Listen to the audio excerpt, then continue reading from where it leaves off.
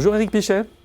Bonjour. Vous êtes professeur, directeur du master spécialisé patrimoine immobilier de Kedge Business School et vous avez créé un article dans The Conversation qui s'intitule « La taxation sur la fortune disparaît en Europe mais revient dans le débat aux États-Unis ». Alors qui la porte aux États-Unis et pourquoi aujourd'hui ? La cause, c'est l'accroissement des inégalités aux États-Unis depuis 40 ans. Il y a 40 ans, le 1% qui gagnait le plus avant impôt captait 10% des revenus. Maintenant, il capte 20%. Et après impôt, évidemment, après redistribution, l'indice de Gini qui mesure l'inégalité, il baisse de 10% entre avant impôt et après impôt, alors qu'en France, il baisse de 30%. À titre indicatif, en France, les 1% qui gagnent le plus, ils captent 8% du revenu avant impôt, comme il y a 40 ans. D'accord.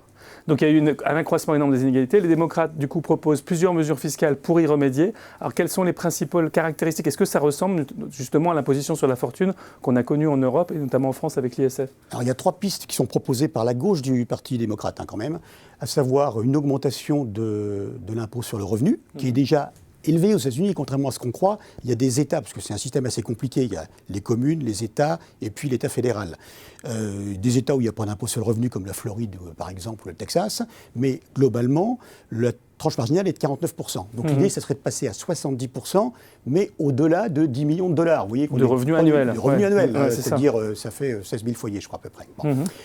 Ça, c'est la première piste. La deuxième piste, c'est d'augmenter les droits de succession. Il n'y a pas d'imposition sur les droits de succession aux États-Unis jusqu'à 11 millions de dollars. Donc l'idée de M. Sanders, qui est le sénateur du Vermont, c'est de taxer à partir de 3,5 millions à hauteur de 40%. Donc ça ne va pas chercher bien loin par rapport au standard français. Ouais. Et la troisième piste, qui est celle dont on parle, qui est de créer un impôt sur la fortune, mais complètement différent de l'impôt de l'ISF qui existait en France, c'est-à-dire un impôt sur les patrimoine supérieur à 50 millions de dollars. Donc on n'est pas dans les high net worth individuals, on est dans les ultra high net worth individuals. À titre indicatif, ça représente 75 000 foyers, alors qu'il y a 150 000 assujettis à l'IFI en France. Voilà, donc du coup, et là, avec une taxation de 2% par an. 2%, donc voilà. C'est un taux assez élevé. Un taux élevé. Sur peut-être les 0,1% ou encore Même moins des contribuables américains, alors qu'en France, l'IFI, par exemple, c'est 1,3 million d'euros, voilà. Le seuil de déclenchement, et non pas 50 millions d'euros. Alors pourquoi est-ce qu'on fait des comparaisons ? Parce que vos travaux sur les effets de l'ISF ont été utilisés par les opposants à ces mesures aux États-Unis. Alors vous vous retrouvez dans le débat américain ? Oui, je me retrouve, mais alors, apparemment utilisés un peu par la droite conservatrice américaine. Bon, c'est des travaux qui datent de 2000, qui sont des travaux assez anciens, 2000, 2007 et 2016. J'essaie d'actualiser. L'idée, c'est de constater qu'en Europe, l'impôt sur la fortune, qui est un très vieil impôt, qui existait en 1892 en Prusse, pour vous donner l'ordre d'idée, eh bien, cet impôt, il a été progressivement supprimé partout, à partir de 1994, avec l'Autriche, etc. Bon. Maintenant, il n'y a plus que 2 pays de l'Union européenne qui l'ont, c'est-à-dire l'Espagne et la France.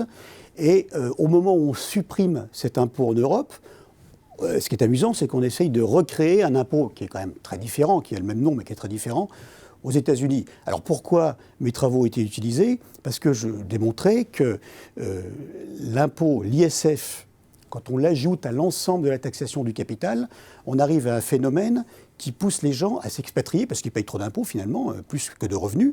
Et du coup, on a à peu près 200 milliards, alors l'estimation n'est pas facile à faire, on a à peu près 200 milliards d'euros de capitaux qui auraient fui le pays depuis 25 ans à peu près, ce qui représente une perte de recettes fiscales de l'ordre de 10 milliards d'euros, alors que l'ISF rapportait 5 milliards d'euros. Donc de ce côté-là, la démarche de M. Macron est parfaitement rationnelle d'un point de vue économique, même si politiquement elle ne l'est pas, parce que 99% des Français qui, par définition, ne payaient pas l'ISF, souhaitent qu'on le réinstaure, évidemment. Alors ces capitaux qui sont partis, c'est quand même plutôt des capitaux détenus par des grosses fortunes, celles qui sont visées dans les projets américains, parce que c'est plutôt à partir de ce seuil de fortune qu'on a intérêt à prendre des avocats, faire des montages, de l'optimisation, voire de s'expatrier.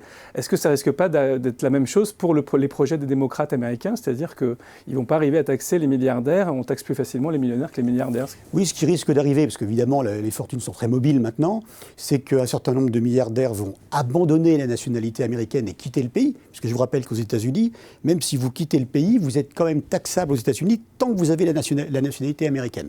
C'est le premier point. Bon, c'est un peu compliqué quand même.